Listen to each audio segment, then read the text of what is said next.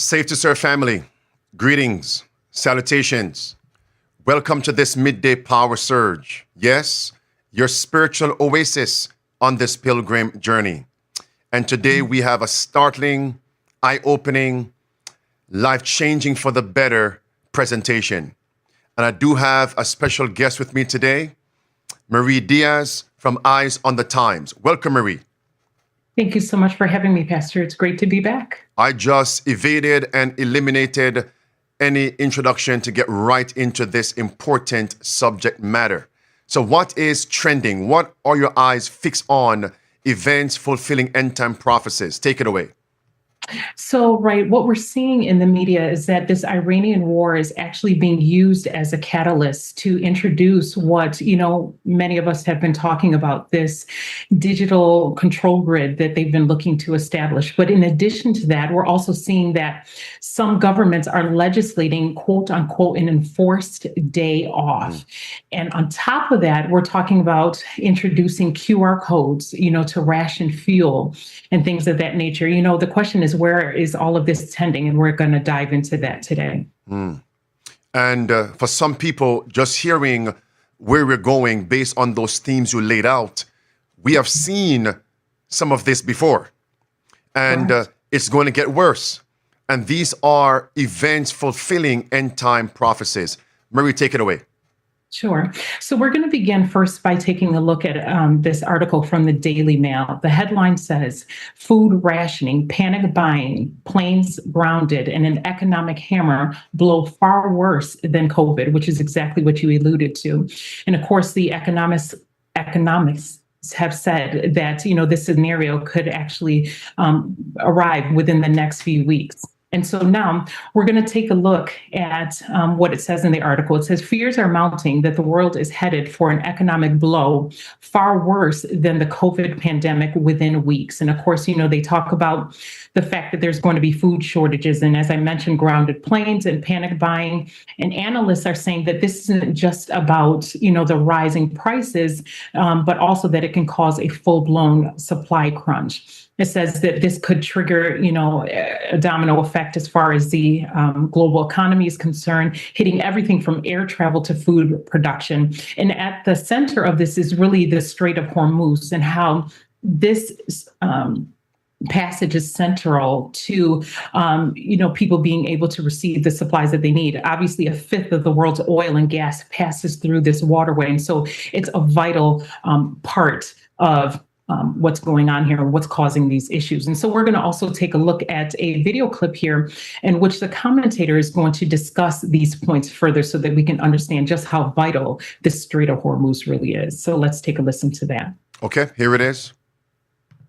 Look around and try to find anything that doesn't have fossil fuel embedded in its manufacture or delivery. It's everywhere, in everything. Toothpaste comes from petrochemicals. So does Panadol, as do most of our medicines. Most of the fertiliser that grows our food is made using gas. Without it, half the world's population would starve. There is no industrial scale replacement. This is why oil and gas underpin the price of everything. Mercy. When the supply is cut, the entire global economy shakes. Closing the Strait of Hormuz is the Iranian regime's nuclear option. Within days of the truck stopping, our society would begin to fail. We're not there yet, but we are profoundly exposed. Mercy. So we're talking about cosmetic items. We're talking about hygiene products, toothpaste. We're talking about agriculture, growing food and travel. Marie. Right, exactly. And also pharmaceuticals, how many people are, in need of those things. And I think one of the things that is really interesting that is going to affect all of us is the fertilizer, has a direct effect on the food production. Right. And so he also said that if, there was a complete closure to the Strait of Hormuz, that half of the world would starve. I mean, we need to stop and think about that. And this is why, as he mentioned in the video, that it is Iran's nuclear option, because of its far-reaching implications. But we also want to keep that point in mind about what he said about how if they end up closing it completely, because that's going to come up again eventually at the end of the presentation. Not sure if you wanted to jump back in here. So this sounds like it is the pestilence 19 2.0, as Exactly. if it is a repetition, but not to the same degree. It's going to be hotter, going to be worse, not in the same level, but higher, deeper. Because remember, we all recall that there was indeed a supply chain crisis during the pandemic. This one could be worse, Marie. Correct. Yes.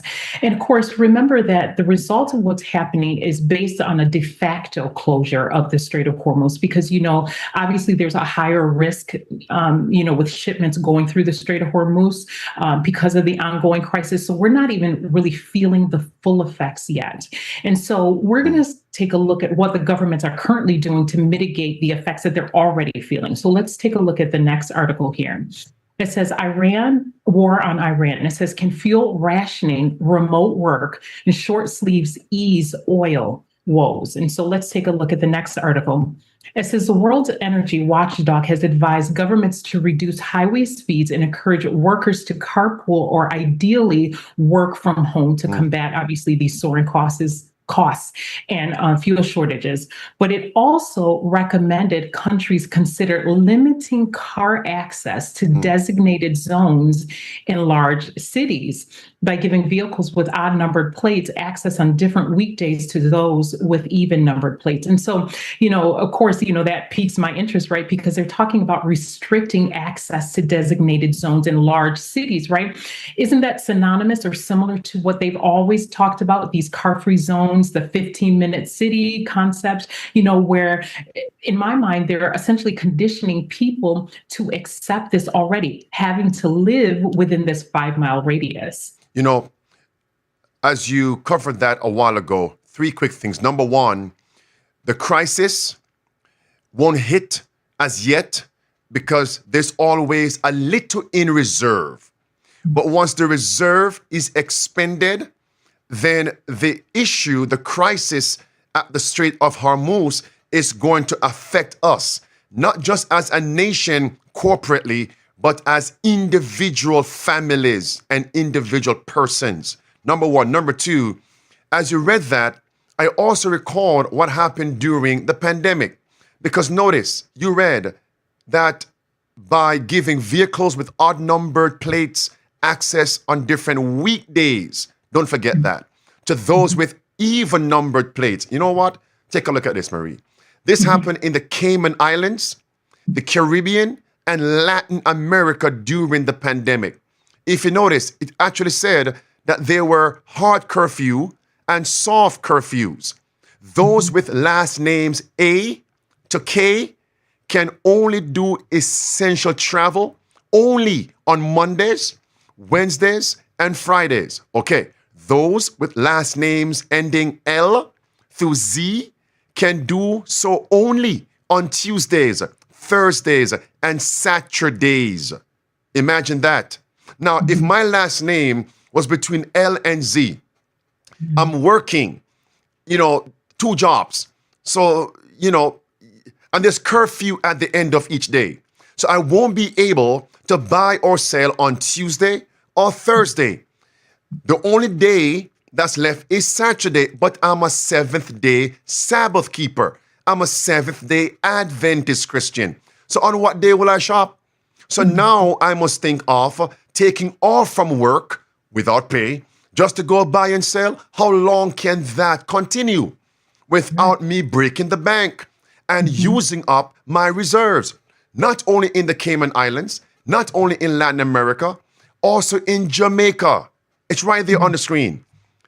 St. Catherine, people whose surnames begin with the letter A through M will be allowed to get their food stock or medication, Marie, between 10 a.m. and 1:30 p.m. only on Wednesdays and Saturdays. Back to my point. Only one person from each household is allowed to visit the shop or supermarket. That's startling. That is satanic.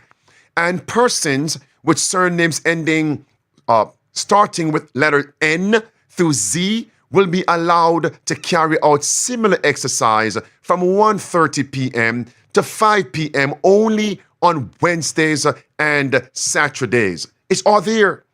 The Prime Minister also said, Older people will be able to travel only on specific days. That is draconian. Not only in Jamaica, Cayman Islands. Look at Peru. In Peru, men can leave their houses only on Mondays, Wednesdays, and Fridays. In Panama, those days, only women can leave Mondays, Wednesdays, and Fridays. And guess what? Nobody can leave their home on Sundays. Again, Oswego, it's all the same exact thing. Now, this one connects. It's talking about license plate, right? Notice, it says voluntary travel restrictions has residents who were born in an odd year. You can only travel Mondays, Wednesdays, and Fridays.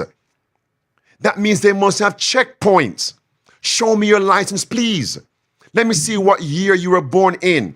19, give me a date, preacher. 1980, what now? 1995, odd number. You can only travel Monday, Wednesday, and Friday. You dare not travel on Tuesday and Thursday if you're born in an odd number year. It goes on. I mean, this is ridiculous. No, it's satanic. Even numbered years could travel only Tuesday, Thursday, and Saturdays. And guess what? You can't leave on Sunday. In Puerto Rico, is that not linked to America? Vehicle license plate ends in an even number. You can only travel Mondays, Wednesdays, and Fridays. If your license plate ends with an odd number, you can only travel Tuesday, Thursday, and Saturdays. Look at this now. No vehicle will be allowed to travel on Sundays. Here's my point, Marie, and we could go on and on and on and on and on. Same thing in different countries. Okay? On and on. Here's my point here, Marie.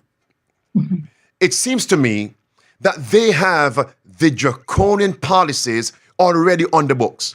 And as soon as there is a crisis, they are quick, or may I say, revert to promoting it again. Never let a good crisis go to waste. Marie. Right. And it's interesting, Pastor, because you always comment on the fact that we see things in waves. And I believe that you're going to, again, see the waves increase with intensity and also with frequency. And as you rightly stated, one crisis, they revert right back to the same metrics and the same things that they've used in time past, which is interesting, too, because, we've talked about this before. I've always said that I have a very holistic view when I look at current events. I may not necessarily understand how it plays in the bigger picture, but I file them away, which kind of leads to the next point that we're going to discuss, right? Because recently there were a couple of legislators here in Congress who discussed the fact that they're introducing these kill switches, right? And we're wondering why in the world would they need to introduce these things? But again, when you're looking at the bigger picture and you're seeing how these governments are starting to say that because of the energy crisis and various things, we're going to have to restrict movement, right? So can you imagine if you have a kill switch in your vehicle and you've gone too far, maybe it's the wrong day, they're going to be able to shut your vehicle down. So for those who may not have heard of it, we have a video clip in which you can listen to this very point. So let's take a listen to that. Okay, here it is. I believe this is politician, Congressman Massey. Here he is. And I regret that we have to offer this amendment. What I'm going to describe will probably sound like a bad science fiction movie, but that's what's written into law. Right now in law that's going to be implemented it says for 2026 and beyond. Now, the reality is the technology doesn't exist, but that doesn't keep legislators from imagining things that they would like to do to infringe on civil liberties. But there is a law that states that every vehicle manufactured is going to have a kill switch in it. The car itself will monitor your driving. And if the car thinks that you're not doing a good job driving, it will disable itself. After what Representative Massey said, the car is going to be the judge, jury, and sentencer for your crime in the car. The next thing is going to be, well, we need to hook this thing up to the government so we can dispatch the police. I'm just going to tell you what's going to happen next. They're going to be shutting your car off when they decide whatever they decide from wherever they decide it. Marie. Yes. And so, Pastor, obviously, we can see based on these clips that they are, as we mentioned, reintroducing some of the same things that they introduced during the COVID crisis. So let's look at the following headline so that we can see essentially what they're reverting back to. This is coming from the Fortune magazine. It says the Iran war is reviving remote work across the world, from Denmark to Vietnam. And again, Pastor, we're going to continue beating this. These are the exact same policies. And, when I was contemplating this, I'm going to say something that could be misconstrued, and seem a little controversial. But Pastor, could it be that COVID to a degree was almost like a form of cestius? Yes. And now with this current crisis, right, with this Iranian war, we're seeing how Titus is coming back. And, remember, again, we're talking about lockdowns, restrictions, the travel bans, working from home, the inoculations, all of these things. You weren't even able to go to church, right, to be able to worship according to the dictates of your own consciences. So these are the exact same things. And like I said, imagine if, because if we're still using the same illustration, when Titus came, there was no break. We, those that were inside of the city, unfortunately, were stuck. So, may this be a warning for us as we're seeing the army approach it. Did you want to interject here? And they have the perfect crisis to justify restricting travel, right? Notice, Yes. No oil, no gasoline, no diesel, right? So we must restrict, we must limit your travel. And we must now have checkpoints on major highways to make sure that the restrictive policies, the satanic policies are being adhered to. Do we realize what could be, what should be? And God is simply holding back things just a little longer for us to implement the 5 keys of survival? Marie. Yes. And, with that, Pastor, we just have to realize, too, that it's coming. We have to see it for what it is and hasten our footsteps. So let's take a look at this next article here.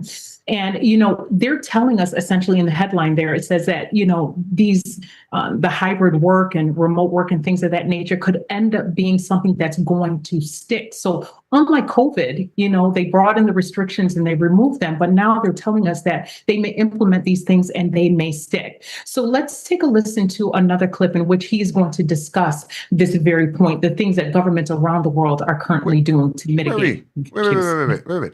Let's get the headline and the date, because some folks may think this is between March 11, 2020 and May 11, 2023. No. That's Fortune magazine.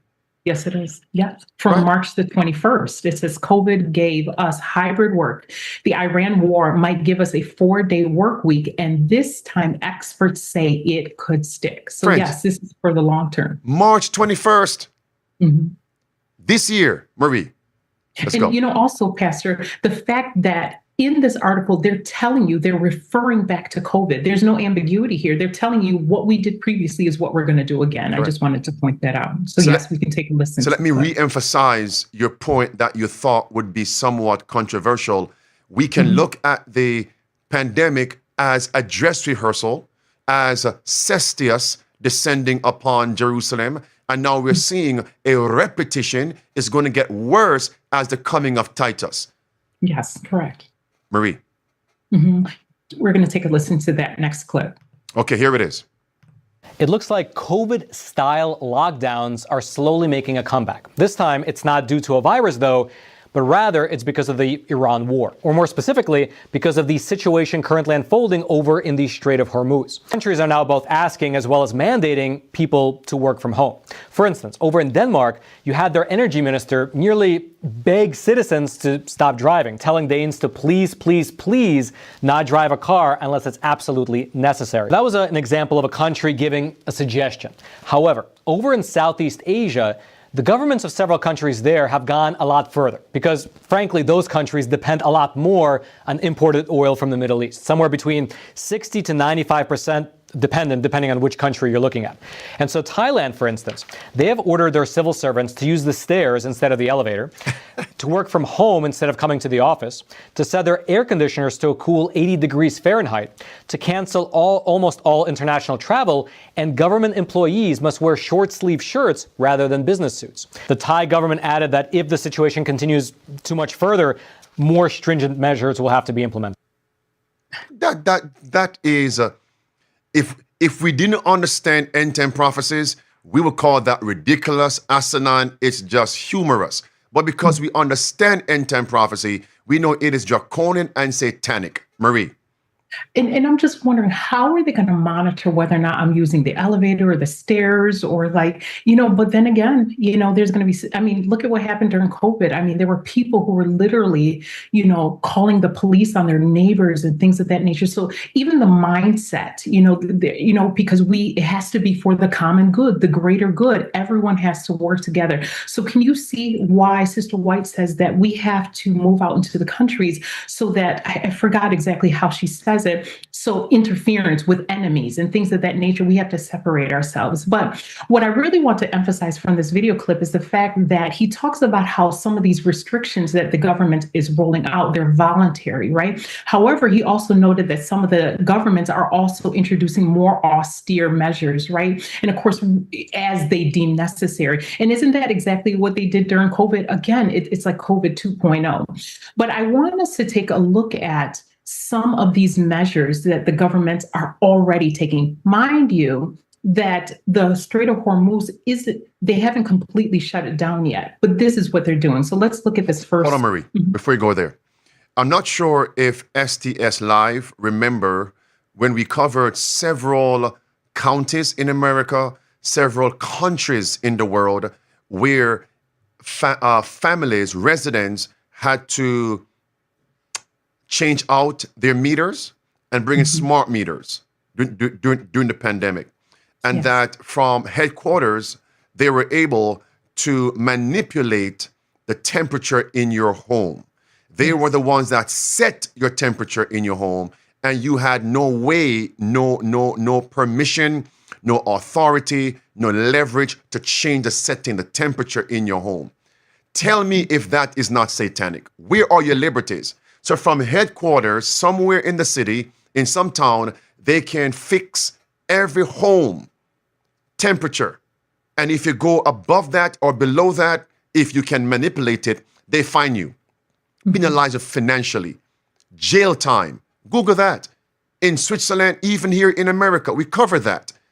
And as they see one more crisis, they are willing to revert back to those same policies or revert to those policies and roll them out again. Never let a good crisis go to waste. That's why I believe, Marie, it's a high possibility that this war with Iran and the dragon nation in the Middle East, it has no end in sight. I could be wrong, but this could be a possibility.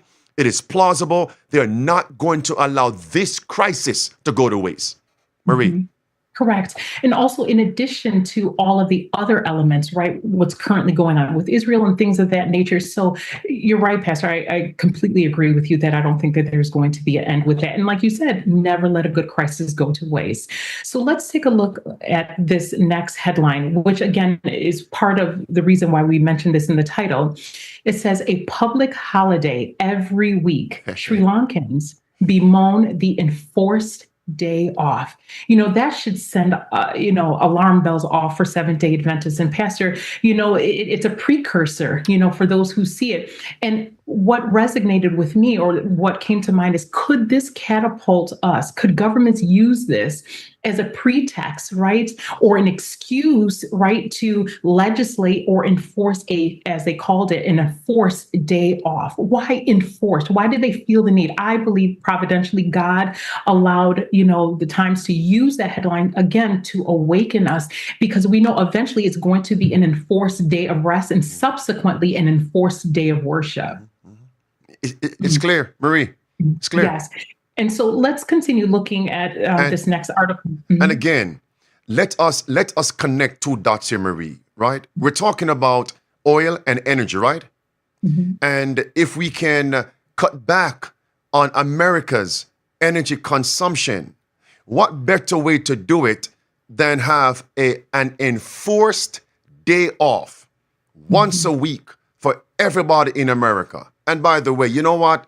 Let's make it Sunday, right? Less consumption, right? So we can preserve the little oil that we have left.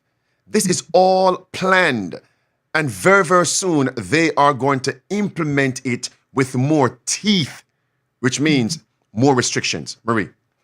And it ticks so many boxes if you really think about this. You can appease the conservative, right? Because it's Sunday. You can appease the quote unquote leftist, right? Because we're helping the planet. And you see how Sunday is the, solution for every issue. So let's take a look at this next article from Fortune. It says Sri Lanka has launched a 4-day work week because of the Iran war. Now the nation is giving workers Wednesdays off in a desperate bid to conserve fuel. It says the government has declared every Wednesday a holiday. I love how they just announced that it's a holiday. For most public institutions in desperate bid to slash petrol use. All state institutions, along with schools and universities, will shift to a 4-day work week starting this Wednesday. And, Pastor, I'm so glad that you made a point of mentioning all of those articles beforehand, because this is going to tie in exactly with the point. Because, again, some people may not necessarily see how this enforced day off it's kind of a precursor for what the Bible tells us is going to happen. But if you look at the next articles, you're going to see how some of the measures that governments have done historically, how they're going to introduce them again. So let's take a look at this article. And this says, Pakistan Punjab government to impose lockdown on Sundays. For what reason here? To conserve energy, right? That's it. It says in Pakistan provincial government has decided to impose a complete lockdown in its provincial capital, Lahore, on all kinds of business activities, right? Buying and selling, right? In a bid to conserve energy. Yes. Let's take a look at another article. This is from Australia. It says, put the brakes on and keep the car in the garage on Sunday to ease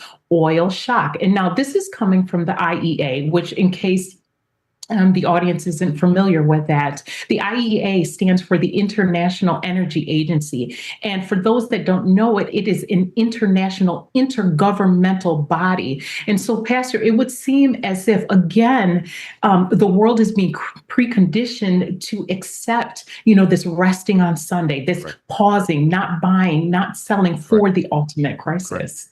Again, the crisis in the Middle East is their boogeyman.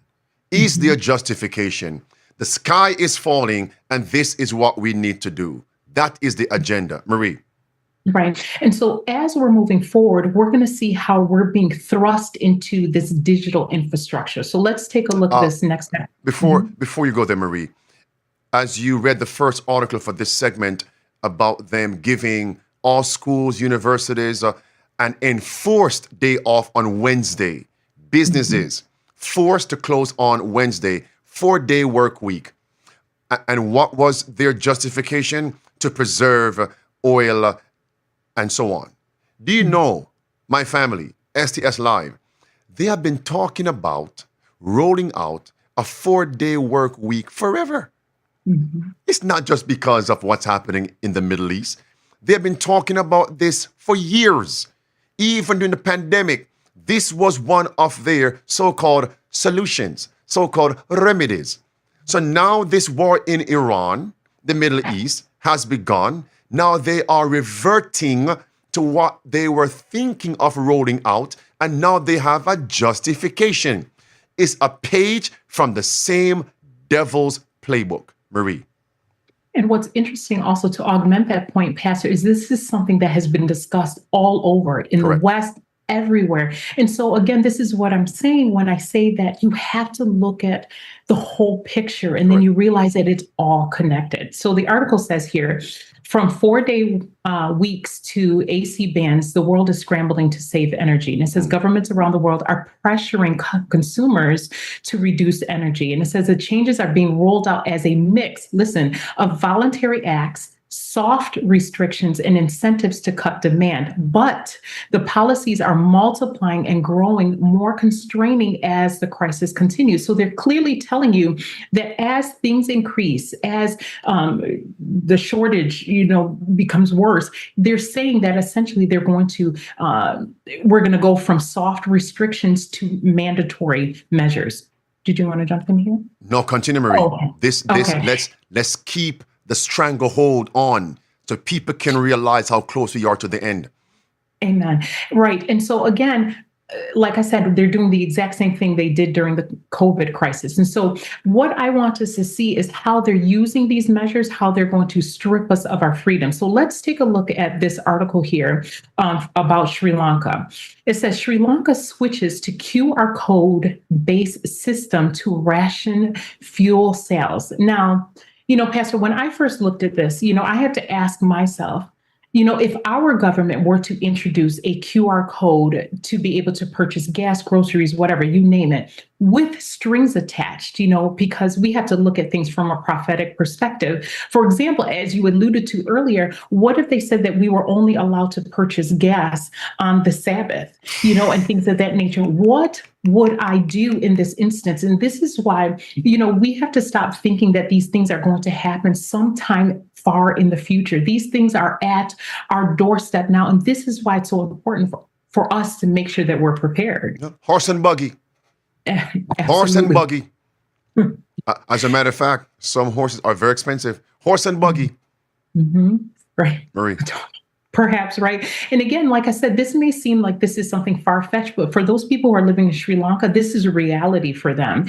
And, back to what you were saying about COVID, I actually came across another article from Bermuda, because with the articles that you presented, Pastor, it allotted them 3 days, right? And some people may say that that's sufficient for them to be able to shop on the other days in order for them to get the things that they need. But I want you to take a look at the restrictions in Bermuda for COVID. And it says here, and this is for grocery stores and for gas stations. If you note the hours here, it says that you are only allowed to shop between 7 a.m. and 7 p.m. Now, if you look at point C, if your surname, your last name ends with the letters R through Z, you're only allowed to go shopping on 2 days. That means Saturday and on Wednesday. And so God forbid if you aren't able to go on Wednesday, or what if you get paid on Friday, right? And there's some people who really live from check to check, and if they don't have the ability to go on Saturday, does that mean they're going to go without gas and without food until the following Wednesday? And, like I said, these are things that we really need to think about because, and last point, Pastor, then I'm going to let you in here. This is why I think it's vital for us to think, why are we going to wait until the crisis hits to then move to the country, right? So if that were the case, because that's a misconception, right? How are you going to buy seed? How are you going to buy the land to be able to cultivate it for the time of the crisis? This is why these things have to be done beforehand, because once they cut us off, and there's no way around it. Well, I know someone whose last name ends with R, and he's looking at me right now. Well, his back is turned to me in the studio. He's over there switching. He's Jared Ryan. You dare not move to Bermuda. Marie, take it away. Yes. So we're going to listen to a video clip of this QR code system that's being introduced in Sri Lanka. So let's take a listen to that. Here it is. The government has introduced immediate fuel rationing as global supply disruptions linked to the conflict in the Middle East push prices higher. Authorities have brought back a QR code system to limit purchases and prevent hoarding, setting weekly fuel quotas for cars, buses, and trucks. While many drivers support the system to ensure fair distribution, others say the reduced fuel allowances are hurting their livelihoods. They claim to be forced to spend hours in queues, making it harder to earn enough to cover rising costs. There are some people who buy and stock petrol. This QR system is good to stop that happening. Although others started a world war, it is we who are suffering. It is very difficult to make a living. I am in this queue from morning. The QR code is a very good thing, but the amount of fuel allocated to a tuk-tuk is not enough. It is better if we get 25 liters, 5 liters a day for 5 days. Mercy. Marie. And I'm just trying to imagine, if you're not even able to fill up your gas tank, do you see how this system would suit the agenda so that they can manipulate us? You can't travel. You can only go so far. We limit how much you get. This is why, again, you have to have these things well in advance. And, as I'm saying this, again, this is all part of the agenda. You may say, how so? We've talked about this at length, about the United Nations 50 and 5 agenda, Correct. and also the World Economic Forum's agenda CAGA in which, and I believe that we have a graph for this, in which they are going to link everything, all of your essentials to your digital ID. So I'll just imagine them incorporating, a QR code to the system in which, dictates where you're allowed to travel, how you interact with the government, smart cities, telecommunications, all of these things are going to be interlinked. And this is just another cog on the wheel for them. And if the other thing, to further solidify this point, we're going to play a clip in which the commentator is going to tell you that the same people that have been pushing the climate agenda are also in charge of determining who can and cannot, what you should or shouldn't do. It's all linked. Let's take a listen to that clip. Okay, here it is. Australia is in an energy, oil and gas mess. Against the backdrop of Iran, we have 36 days of fuel left, but the PM will tell you it's all your fault that supply is running low. Anthony Albanese told us all not to panic, but a week later, Labor admitted it's not ruling out fuel rationing and has appointed a fuel czar to deal with supply. And guess who's been selected? Anthea Harris, the inaugural chair of the Climate Change Authority, a woman who spent years trying to rid the country of fossil fuels. Mercy. Okay. Again, Pastor, it's all linked. And, I have just one more article that I wanted to show on this point here, because this isn't directly related to what's happening in Iran, but I want you to see that even here in the West, government introducing policies that will dictate when or how you're able to purchase gasoline. This is coming from Mexico News Daily. Take a look at this. It says, looking at an all-digital future, Sheinbaum plans to eliminate cash at the pump and the toll booths. It says, for how long will your cash be good at the pump? According to the president, ambitious timetable, digital payments at gasoline stations will be mandatory before the current year is up. As part of her goal of digitizing the Mexican economy, President said on Wednesday that the cash payments at gas stations and highway toll booths will be eliminated starting this year. And again, Pastor, I know you've talked about the fact that it seems like the United States is behind the ball. We are not. With the stable coin, with all of the other legislation, with phasing out paper checks, with what the European Central Bank is doing with getting rid of cash, everyone is on par. They're just waiting for the other systems to ensure that they're in place. And once the crisis fully hits everyone, it's going to be like lockstep once things get moving. Marie, I sat here and listened and watched. I thought about this. Since they're now using the war in the Middle East to roll out more satanic, draconian policies, and one of our focuses today was on energy, right? Electricity in your vehicle. Could it be, Marie, this whole push to use alternative electricity was all a facade? Think about this. Why would they want to give residents alternatives? Why give them options? Because if you want to restrict and enslave the masses, you can't give options. People don't get that. To enslave us financially, they have to remove paper currency. Remove everything that is not digital, all of it, and make it all digital. That's how they have control. If you give options, you can't have complete control. And based on end-time prophecy, they have to have total control. Now watch this. Apply that now to energy. So all this idea about let us combat climate change and let's have alternative power. No. It's a facade. That's why America, Trump administration, is not going along with that agenda. The tyrants who have him on a puppet string understand if individual families, think about that, has alternative electricity and vehicles that don't depend on the system, how are you going to restrict travel? You can't. Because they have options. And that's why I believe they're not standing for that movement. They want to make sure everybody is on one system so they can either shut the system down or keep it alive with restriction. Mhm. I call that a nail in a sure place, Marie. Amen. Exactly.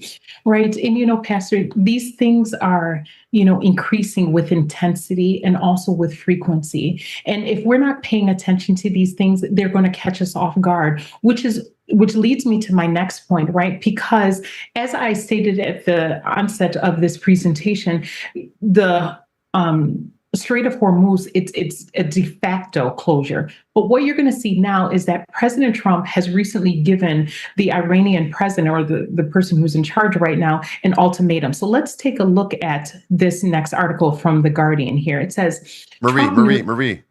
Yes, sir. I can't help. I can't help it. Sure. Did you just read something from Mexico? I did. That they are going to eliminate cash at the pump and the toll booth? Mm-hmm. And this is going to be rolled out this year, 2026? Yes. So that means toll booths. If I live in a state where there are several toll booths all over the highways, if I am not a part of the digital-only society, how am I going to travel? Right.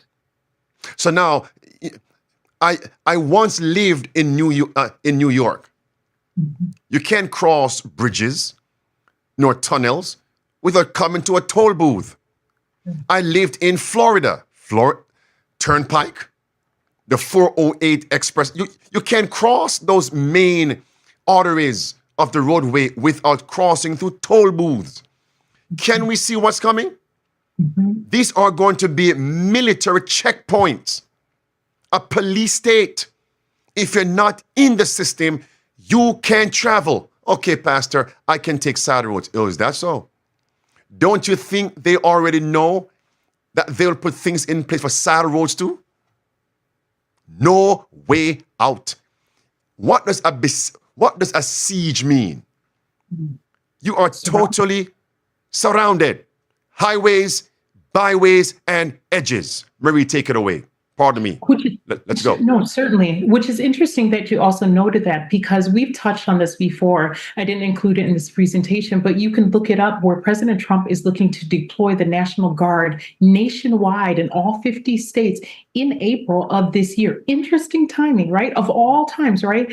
They're implementing it there. Not just that, recently, if you're watching the news, you also know that there's a shortage in the airports, and they're also looking to deploy ICE agents into the airport. Again, interesting. No way out, no way. So it's all, again, if you can see the bigger picture, and this is why I alluded to my illustration of Titus, because once you're inside of the city, once the troops have been deployed, where are you going to go? What are you going to do? And of course, this isn't to make us fearful. It's to open up our eyes. We're supposed to be men. What does the Bible say? That we're supposed to know the time to know what we should do instead of, waiting around. So again, I'm going to illustrate the point that this crisis is only going to increase. Let's take a look at this next article from The Guardian, and so that we can see the ultimatum that President Trump has given to the Iranian president. It says, Trump news at a glance. President gives Iran an ultimatum. Iran issues Middle East a threat. It says Donald Trump has given Iran 48 hours to reopen the Strait of Hormuz to shipping or face destruction of its energy infrastructure.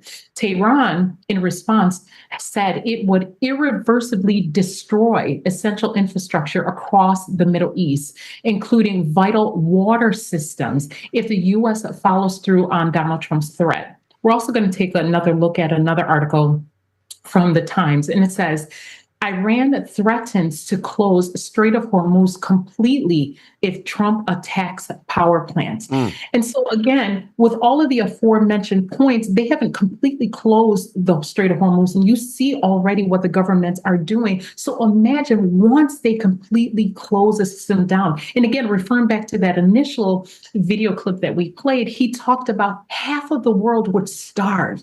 So do you see how we are on the precipice of a great crisis?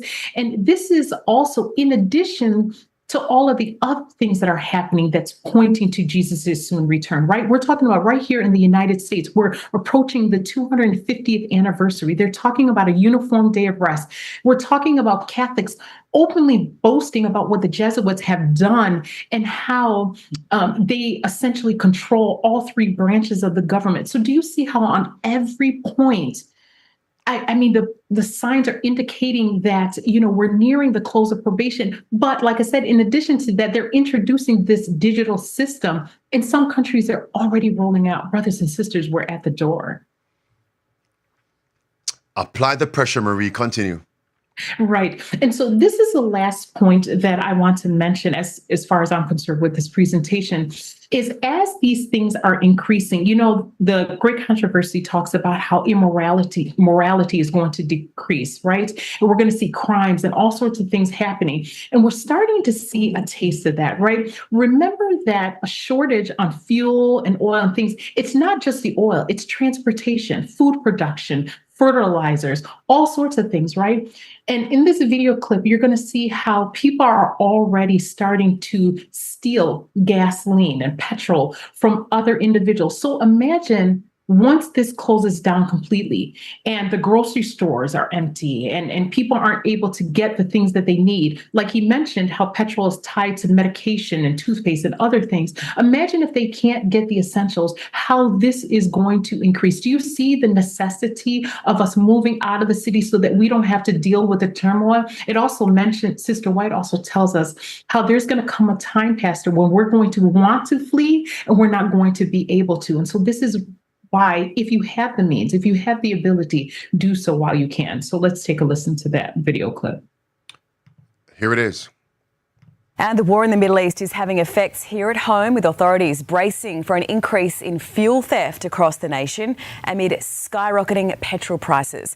Lizzie, it's a sign of just how desperate the fuel crisis is getting. In Queensland, truckies, fuel brazenly stolen while they're sleeping at rest spots. Queensland truckies are now being told to lock their fuel tanks.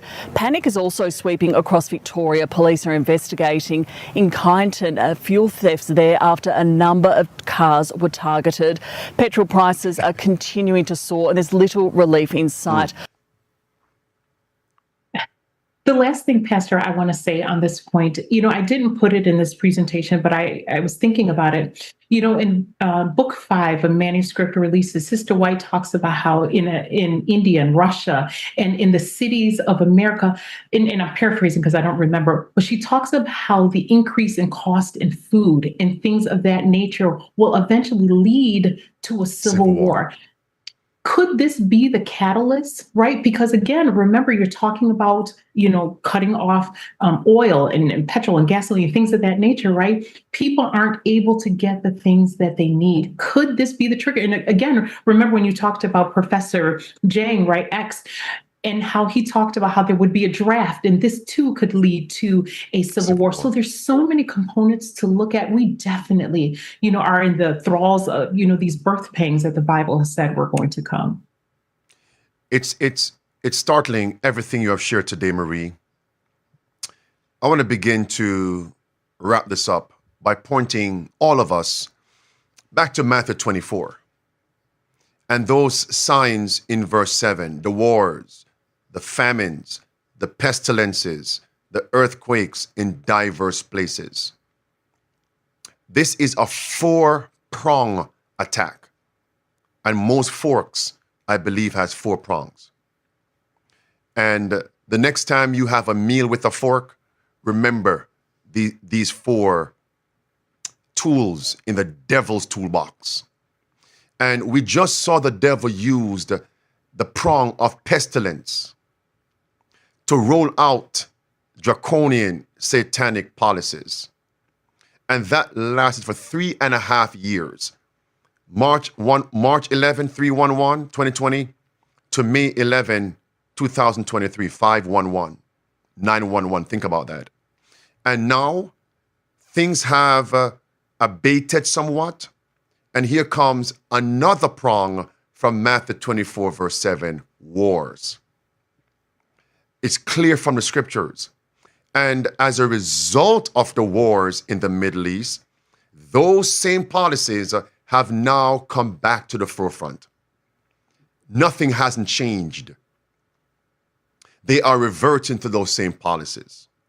And notice, there's one thing they all have in common, that's famine. No buy, no sell. Pestilence, the pandemic, famine. Everything we mentioned in this lesson. Now the wars, famine. That is, as it were, the glue. The glue. Why? Because the love of money is the root of all evil. And if I can bring people to the point of starvation, like Esau, they'll sell their birthright. Like Esau, they will bow, give up their faith, rights, and liberties just to be able to eat, to survive. As it was in the time of Pharaoh in Genesis 47, that glue, that bonding slime is a famine. You can't buy, you cannot sell. That's why I don't believe the war is going to be abated anytime soon. They are going to juice this as if they were juicing a ripe orange or grapefruit or squeezing some lemons or limes, because they will never allow this good crisis to go to waste. With that in mind now, think about practical preparation. Because based on verse 8 of Matthew 24, it says, all these are the beginning of sorrows. Then verse 9 says, then shall they deliver you up. So we are going to be the next target, God's people. We will be the last target. We shall be afflicted, threatened with death. We can't buy or sell. We will lose our rights, lose our liberties, even our properties down the road. So what then is the work of preparation? Marie, I want to revert to a point you mentioned earlier, where they said the war in the Middle East is affecting toothpaste, affecting medication. Let's stop right there. How many Americans are sick? How many Americans depend on these medications from Pharmacia, the pharmacist? How many? Just imagine if that were a crisis, a supply chain crisis on medication. You talk about depopulation. Come back here. So what has God told us? So now, he told us, put her back on the screen, preacher, right? He told us, Marie, in Last Day Events, page 80, that soon, I wish to tell you, that's how it begins, soon, none know how soon. Listen, no work will be done in ministerial lines, only medical missionary work. It's also in Maranatha, page 185. It's in volume 7, page 62. We have come to a time every Seventh-day Adventist must take hold of medical missionary work. Volume 9, page 169. It is God's purpose that his methods of healing without drugs should be carried throughout the large cities through our institutions. Volume 9, page 169. As religious aggression subverts the liberties of our nation, those who stand for freedom of conscience will be placed in unfavorable position for their own sake while they have opportunity. They should become intelligent in regard to disease, its causes, prevention, and cure. And those who do this will have a field of labor anywhere. There'll be sick people, plenty of them who will need help, not only of our own faith, but largely those who know not the truth. That is a practical work of preparation. Marie, do you remember the movie Leave the World Behind? I do. When everything was shut down? Mm-hmm. Do you remember in the video, I believe at least one youngster became ill? Mm-hmm. Where was he going to go? I don't know. I saw the previews and I saw that there was one man who was prepared who had medication. Mm-hmm. As if God is telling us. And that's how I'm going to end this now. When we go back now to the 5 keys of survival. The first key is conversion. The second key is country living. And the third key now is having food, water, and resources. Now, let's unpack the resources. Are we not in a food crisis? So what if things were to shut down right now? How would we eat? Woe unto those who give suck in those days. You see? You see now? Luke 21, verse 20 through verse 23. The woe is not simply for parents with children. No. It's for parents who refuse to make the necessary preparations. There are going to be families with young children, infants, toddlers in the time of trouble. But because the parents are faithful, God will preserve. Amen. Didn't Jacob say when he was about to meet Esau that he had the mothers with young ones, so he can't move too fast? So my men go before while we trot slowly. Yes, so we can make sure the young ones aren't tired. So they're going to be young ones. But once the families, the parents are implementing the first key, the second key, God would take care of your children. But what if you refuse? Woe unto those who are with child and those who give suck in those days. Now, not only food, but what about electricity? That's why I am a big proponent of having alternative power. Yes. If not, how are you going to survive? When the county, the city, shut down your electricity, what are you going to do? When we weren't born and raised in the 1920s, we aren't inclined to live like the Amish people in that regard. We're so accustomed to these commodities, conveniences. How are we going to survive then? How? And that's why we need to depend on nature.